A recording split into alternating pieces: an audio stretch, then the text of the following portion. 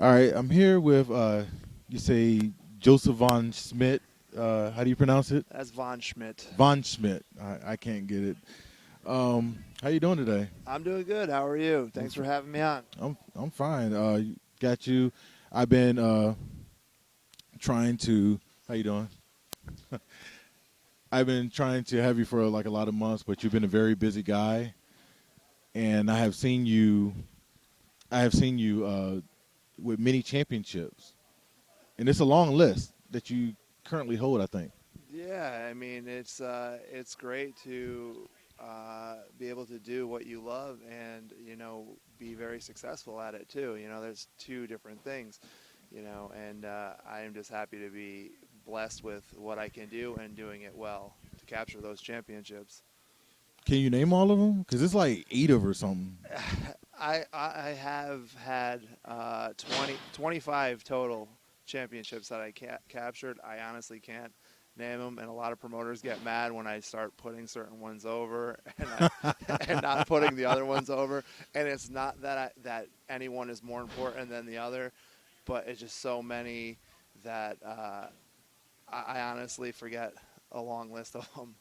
Oh, okay. Because I see on your Facebook that you have probably about 4 or 6 of them that you currently hold, and I Yeah. find it amazing. It almost reminds me of Big Van Vader back in like the '90s or something. He had a Japanese title, he had a German title, and a Yeah. world title somewhere. Yeah, like I said, man, I've been blessed to win in Canada, to win in Mexico, win in Ecuador, win a title in England, and win multiple titles here in the U.S. So, I mean, like I said, it's an amazing thing, and sometimes it's hard to keep track of them all. What was the strangest country that you ever worked in? Like, as far as customs getting there and getting over. Let's see, the weirdest country. Honestly, everywhere I've been has been really good to me. I mean, the only time like I really had a problem was coming back to the U.S. Going to Mexico, going to Ecuador. I went to Panama, but coming back into the country has always been the key issue and problem with customs. Never going to any country. I mean, actually, now I'm thinking about it. England had a weird line of questioning for me when I went over there, but like it wasn't really a hassle, but it was more along the lines of like they wanted to know like every little step and where I was going, what I was going to do, where I was checking in, what hotel, what place. Really? Yeah, like they needed to know everything, and then they questioned who I knew there, Hmm. and so that was kind of like time consuming, but it wasn't really a super hassle, but it was just kind of intriguing when I was waiting in line at customs to go into England. Did they check the mini mask that you had in the bag or No, anything, or the mini tights and say, "What's all this?" no, I mean, I was prepared for that answer. If they did ask me, I was going to say, hey, everyone has their obsessions. This is mine. And not that I'm a wrestler, I just make pretend I'm one. Oh, so that means with all the masks they find in the bag, you win a lot of luchas de apuestas matches with everything, or a lot of masks on the line. But tell me, one thing I want to know is your beginnings. Like, how did you just get into wrestling? Because you're just so amazing on the scene, and you have a big story to tell. When I talked to you months ago, and that's why I wanted you on ShiLounge. I mean, wrestling is always something I wanted to do when I was a kid. And, like, there was just nothing around. Uh, and when I finally did decide to go to a wrestling school, I was planning on going Killer Kowalski's school in Massachusetts. Wow. And what happened a week before that, I don't even know how it happened. Like, I was watching basic cable, or cable, and on basic cable, like what is that? What are they called? The public access? Yes. Yes. Like, so hey, everyone out there with a public access show, you never know who you're going to touch. Yeah. So I was watching, then Jason Knight was on one of these public access shows, and I was a huge into ECW at this time. I was 23, 24. Now we're showing age, right? Yeah. Yeah, I'm not ashamed of my age, but Okay. um and he was opened up in Waterbury, Connecticut, which was 45 minutes from where I lived at the time. Okay. And I was like, you know what? I was like, this is just, a godsend, and I'm gonna go check it out. And it's ECW, Jason Knight, and what did I know? Yeah. I didn't know any better at then, So So you had it rough going in. You just yeah, had. I had the idea of like the smoke and mirrors going into it, and then getting into the training aspect of it. Like that wasn't necessarily hard for me. It was just learning the politics of the business and other things along those lines and guidelines. But moving forward, I learned my basics there, and then I finally went to Mexico and trained with one of my who I call my main teacher is the Mohicano, and that's where I learned a lot of like the lucha libre style, the submission styles that I do. And I recommend anyone that has the ability or time to go abroad and study with some of these masters. Like not all the masters are in the U.S. like some people believe. Well, yeah, that's my thing, because now that in the U.S. you go down to the Performance Center in Florida and you think that you're going to make the big time training, but a lot of times for me is that I find that people from all over and indie wrestlers are actually great. It's just that they're not on WWE, what should I call Connecticut wrestling. Yeah. And my views is that if you're not in WWE, then you're not anybody, which I find it completely false, because you're doing your thing, and like I always say, you have stories to tell, and many people that I've encountered have stories to tell. Yeah, I mean, in 2009, I was fortunate. I did some like backstage work with WWE. I went in there, and for me at that time, like I'm very what's the word I'm looking for? I'm very like open and free. Like I Yeah. do not conform to any kind of like schedule, and that's why I love the independence. When I went to WWE, like don't get me wrong, I'm not downplaying the WWE. Everyone out there who's a wrestler, you should aspire to be at WWE if that is your goal. But for me, it wasn't my goal. I went there, I seen what backstage was, the hustle and the bustle. Like I just can't have someone tell me to jump and I got to jump, and like Yeah. it's not for me. And and that's for a lot of people that can do that. And like I said, I am not downplaying or down talking any major company, but for me, I just can't follow a strenuous schedule. Well, I was told by PJ Black months ago that there were moves that he couldn't do, and he finally broke and just quit, and now he's having the time of his life. Yeah. And a lot of indie stars are. I mean, one guy that I just seen on New Japan television was C.J. Parker, who's Juice Robinson over there, and he's having an excellent time. Yeah. And for the fans out there, I really enjoyed his hippie gimmick. Yeah. That he had, with the signs, and I thought it would get over big because it was something totally different. But being that said, you have this German, I would say, kind of a dictator wrestler type thing. Yeah, I mean it's based off of my actual ancestry. I am German. I'm actually the first generation here in the U.S. My parents are both from Germany. Over from the boat, they came over in the 20s Really? when they were in their 20s, and me and my two brothers were the first generation born here. So it's definitely interesting on that kind of view of having immigrant parents and being raised in the U.S. Okay, so you're first generation German, American. Yes. Okay, very interesting. And then you also, when I first saw you, you had many masks. And is this a collection, or this is just to refresh a look? Yeah, like I always held on to my roots of training. Like when I finished my training in Mexico, they give you my teacher gives you a character, or they give you a character, and there's 3 characters to decide from. And one was a Zeta character, the other was a Mohicano character, and the one that my teacher gave me was Santa Muerte, which is the Angel of Death. Really? And I had that's why the Halloween I paid tribute to my Santa Muerte character with the mask and the helmet I came out with. And it was a skeleton face gas mask, and that was paying homage to that part and that aspect of my character and training in Mexico. Okay. Well, I remember the matches with Tyson Do, and I thought they were very technical matches, even though today's crowd, they weren't into it. But I was. Mhm. because it's a type of style I like. I like technical submission style. Yeah. Because a lot of times if I even challenge you on the like in a bar or on the street, you could actually take my arm and do so many things with it and make somebody scream. Yeah. It's like a Stu Hart type of thing. Yes. Yeah. Just like Yeah. that. Yeah. I'm definitely big into grappling and submission wrestling. Like, I can do high flying, but just prefer ground and submission. It's just, I think it's the actual form of the art. It's not so much like, and don't get me wrong, I'm not taking anything away from high flyers or anything like that.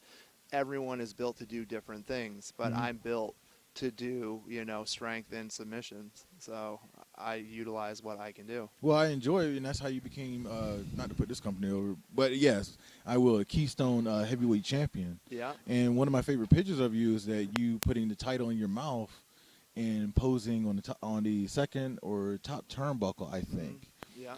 And going back to your travels, you said you did Ecuador, you did England. Yeah. Is there have you done Germany? Unfortunately, no, I have not done Germany. And the main reason why is because my early character base, which was actually given to me, or I was set in the right direction by Sabu, Mm-hmm.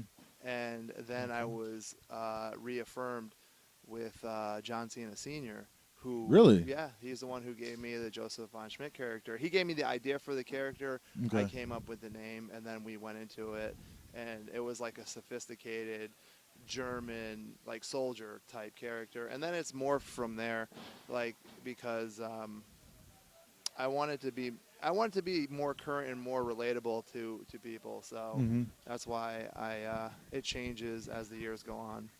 Well, the music goes well with it, which I have to say. But also, I'm looking at a German guy who portrays a German character, but for some reason, I'm looking at him and he's wearing a Captain America shirt. Yeah, um, Kayfabe is dead. yeah. Well, it's some people have a wanted list in their head. I wear mine on my chest, I guess. Oh, okay. I thought you were like, now you're gonna aim for crossbones since the whole Civil War thing. Yeah, yeah. Um, but you also change hairstyles. I remember you had the Dennis Rodman cheetah. Yeah, yeah. So I always change it up, man. I'm always looking to do different things. Like, and that inspiration is from actually more like 70s punk rock. Like, God rest David Bowie's soul. He just passed away this past week. as it is Punk, taping. yeah, punk, the punk rocker, and like I got my inspiration from like him and from Peter Gabriel. Like, they would always come out with elaborate costumes and presents for their shows, and it'd always be different, Mhm. and always be something crazy and always something unique. And I always liked that, and I try to do that with my character. So this was the inspiration for innovation for the Von Schmidt character.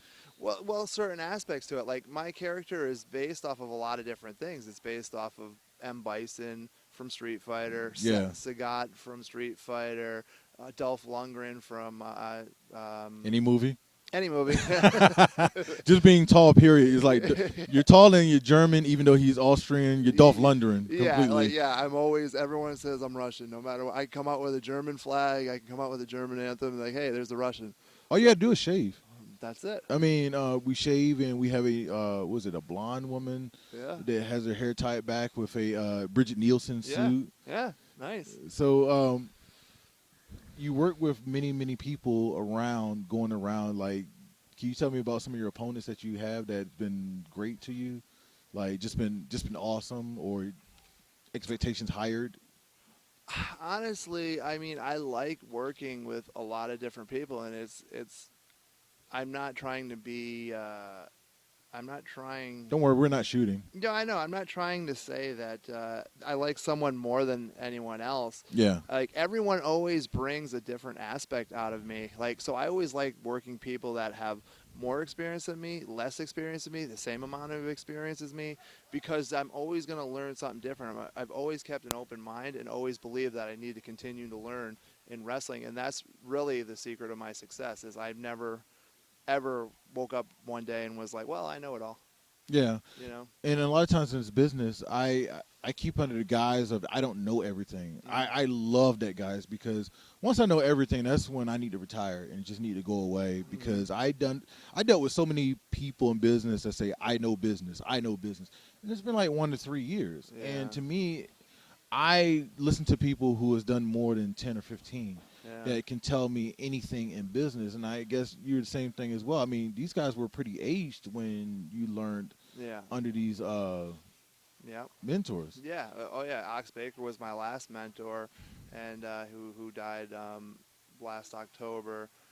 About a year And ago. yeah, and and he just was an amazing wealth of knowledge, uh, and I've learned so much from him. And actually, the true story with me when I wrestled Sergeant Slaughter. Sergeant Slaughter was the main guy who got me wanting to wrestle. Like growing up, Really? watching GI Joe, Uh huh. like I just Him and you know. the chin and the spitting and Yeah, everything. but like GI Joe, he was GI Joe. You know, Oh like all yes. those GI Joe characters were fake. He was the only real one. So, and watching that, it's like, man, this guy has it all. But what And about the Iraqi gimmick that he had?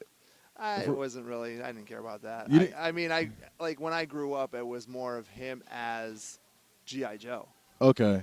It was not more of him as a wrestler. I really didn't follow ultimately too much of his wrestling career. I Okay. followed him as a GI Joe Mhm. cartoon, and then I seen him live, and then when I seen him, he picked me up on his shoulders, held me for a few minutes, is like, hey, well, thanks for coming. It was the New Haven Coliseum in Connecticut.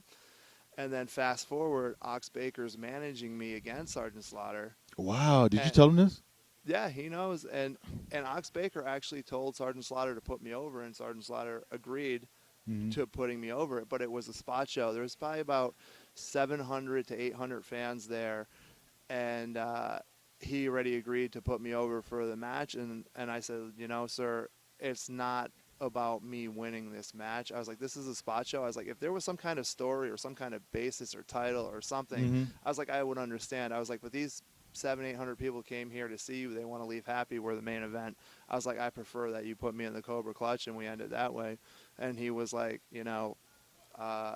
okay. He's like, okay. So yeah. So you brought in a great point to me. It's not about winning. It's about how well you put the match together. The And performance, and a yeah. lot of fans don't understand that. It's like if you don't win, then it's useless. If you lose, then it's useless. And it's like, what do you want? Yeah. Like, was the match pieced together? Was it did it tell a story? And that's my thing Yeah. because sometimes you put matches on like out of the blue, and that's when you have to do a spot fest Yeah. just to amaze people. But when you have a feud, you don't need it. You just need to Just tell that story in tell the a match. story and just bring the people in. Like that's what it really is drawing people in to make them disbelieve reality Hmm. for a few minutes. If you can do that while you're in this ring and pull the crowd in, and then I mean you've done your job. It's done. You've done wonders, and that's I think what a lot of younger generation is forgetting. Like that, it's not about how many guys I can impress behind the curtain. Realistically, I see that's where the business is going, and a lot of people. It's not the guys that you're impressing. You should be impressing the people that pay to see you. Hmm. That is your ultimate goal. Not to do reversal, nip up, kick up, head kick to a backflip to Too many super kicks in the show. to 25 super kick. Like, and someone has that niche. I'm not shooting on No. anybody. I'm not talking bad about no one. But if your crowd is not understanding of that, then why do it? Yeah. And it gets to the point where we were talking about earlier about submission wrestling, that sometimes putting somebody in the hold for about 30 seconds to a minute can actually get the crowd going. Because I missed the beating of the tables and stomping of the feet and the clapping to Yeah. get it up, and apparently they doing test Yeah. music. But don't worry, I explained this before this interview ever happened. So for me, is one thing I keep forgetting is your finisher. hmm That the maneuver. Well, I actually have like 20. So You have 20 finishers? yeah, I have 20 finishers. Well, this is why I It's forget. it's the same. It's the same concept of how I believe like the showmanship of Peter Gabriel and David Bowie. Like they always had a different elaborate costume, and they came Okay. out and they just put on a show. And like for me, I'm a guy who's 6'5", 260 pounds, and I could finish with a power move. I can finish with submission. One of my favorite submissions that I use is the Blitzkrieg buckle bomb. It's a power bomb to the buckles, feet out, hoist. I hoist them up as like a fireman carry, run them into the buckle, and then I come down into a fall away Samoan slam. Okay. So it's a Blitzkrieg buckle bomb, and then I have like the German pretzel, and I have all sorts of different. Does that come with mustard? It could if they got mustard in their stomach. Instead of sauerkraut. It comes right off their stomach. Oh, wow. Good night, everybody. For those who got that one. But it's awesome that Sgt Slaughter, you wrestle, coming off of a kid, no pun intended, coming off a kid, and you had this match in the Cobra Clutch. Did you win that match, or did he do the Cobra Clutch afterwards? No. He did the Cobra Clutch. Like I said, it was already, Ox had told him he wanted him to put me over. He agreed to it. And then I changed the finish, and I wanted to put Sgt Slaughter over because that's what was needed. That was what the fans wanted to see. They did not want to see me win. You would have got nuclear heat for that, beating Sgt Slaughter, a German guy beating an American guy. Yeah, I mean, it would have been like, I don't know if it would have went a different way or the way it went, but like I was more along the lines of putting on a good show and wanting the fans to enjoy what they paid for. That was ultimately, it wasn't me being greedy about my career or selfish about me beating Sgt Slaughter. It was more I wanted to give the best performance that I could. Well, honestly, I thank you for the life lesson that you're giving out to aspiring wrestlers or people that are listening to this podcast, because that's what it's all about. Besides me interviewing wrestlers and entertainers, is that to give life lessons. This is a personal journal for those who don't know. Yeah. And that is my main thing of doing the podcast, because a lot of times, I sit you down and say, well, who's the a-hole in the business? Who's this guy that you didn't like? Who's the other guy that you didn't like? And it's just a round off questions of what can I get out of you that can make me get me over? And that's the part about radio I cannot stand. It's like, what can I do to get Josef Von Schmidt over? And this is what I'm talking about. Now, you have lots of merch back here. Yeah. Which is on your Pro Wrestling Tee is a website? I don't have Pro Wrestling Tee. I'm very just like to myself, man. Really? Yeah, I'm very like, I'm just one of those old school, nose to the grindstone dudes. I'm not on major media. Or anything. I mean, I have Facebook and all that, but like, I'm not all rolled up and wrapped up into all the wrestling tees and this and that, and like, I'm not. Well, it's a great marketing strategy. I mean, it is. Also, I don't know if I'm stupid or if I'm just old school. I wouldn't say that. You're 6'5", and if I call you stupid, you put me in the ring and put me in the German sauerkraut pretzel. But honestly, there's another guy who does that too, and it's Brutal Bob. Oh yeah. Brutal Bob Evans. I don't know if you came across him. He's up in my area. Like, I don't see eye to eye with him, but whatever. He does his thing. I don't bash him or anything like that. But just me and him have different ideals and principles of what wrestling is. Yeah, and there's a lot of guys who, and Brutal Bob is a good guy to me, so it's nothing of a bashing nature. Yeah. There's a lot of guys where they have, if you don't learn from them, some of them are standoffish. You don't learn from them, then you're not going to learn, period. And there's many styles that you can learn from many people. I mean, there you go. That's my kind of understanding of him in a nutshell.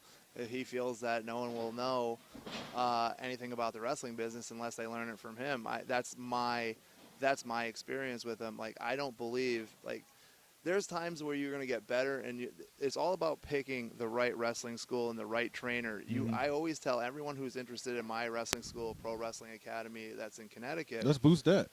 Yeah. It's like, find a trainer who you're comfortable with. Go in, sit down, watch classes. Don't just go in there and just have an idea. Like, that was my mistake. Like, I didn't know enough when I got into the business. I wish I would have learned. I wish I would have had someone to guide me to go to different schools, see what the teachers present, how they interact with their classes, and how they develop their talent.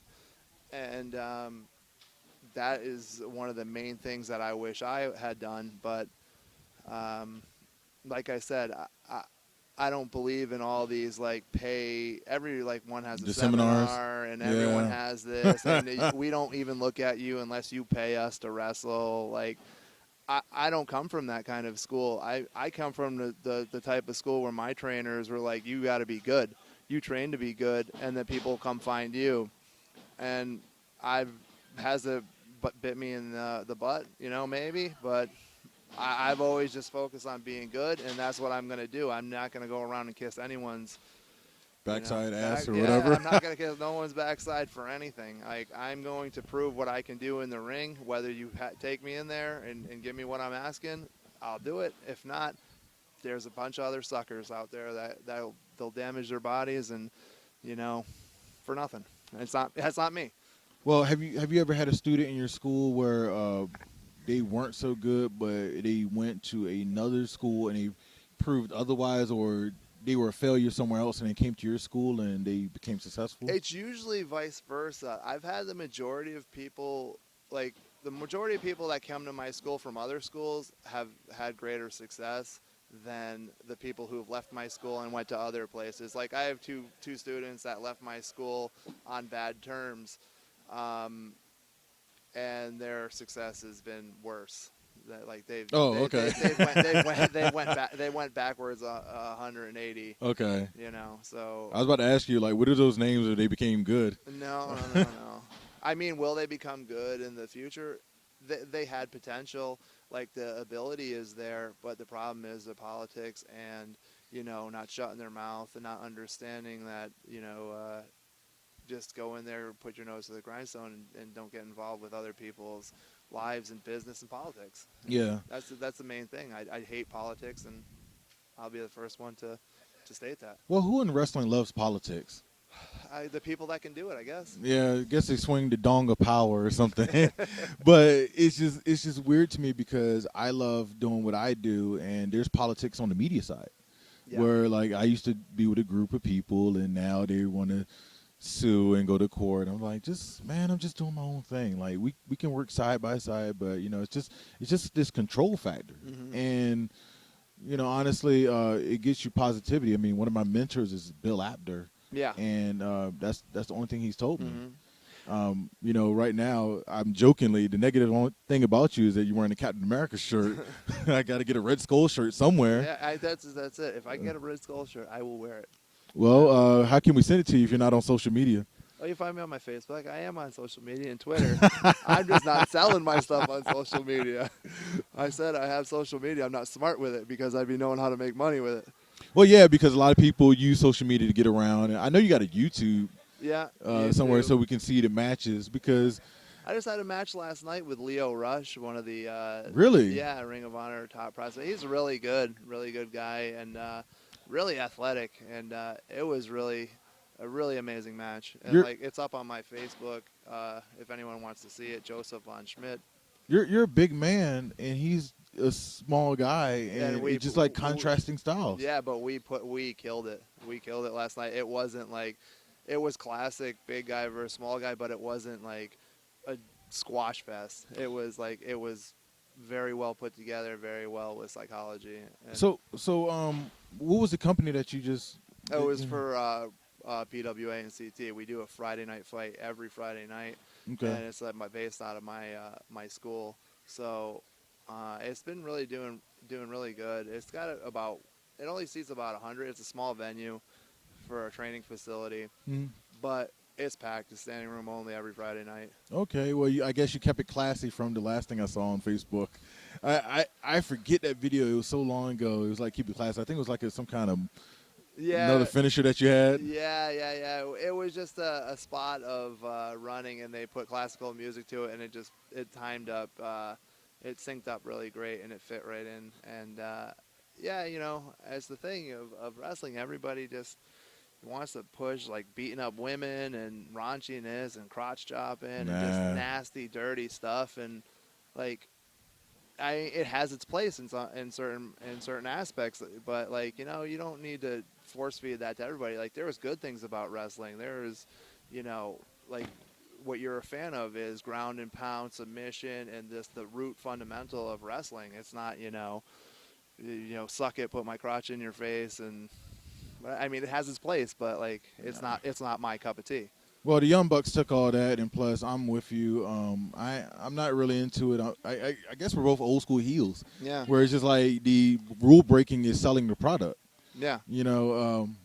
But anyway, Joseph, again, how did kind of catch you on social media? Josef Von Schmidt on Facebook. I'm on Twitter too at Josef Von Schmidt. The way you spell it is Josef, so it's a German spelling for Joseph. And anything else, you can just find me. You can Google me, and I'm pretty sure I'm the first thing that comes up. Well, Schmidt happens sometimes. Schmidt happens. And I will say that you probably have another tagline as a man of many finishers, Yeah. almost like Dane Malenko. Sort of, but taller. Yeah, he's really short in real life. But thank you very much, Joseph, and I would love to have you on again someday and have more stories about your travels. Yeah, man, it definitely was a good time. I loved it, and I'm sorry I didn't give you any dirt if there's no dirt to be had. Wait. This ain't a dirt show.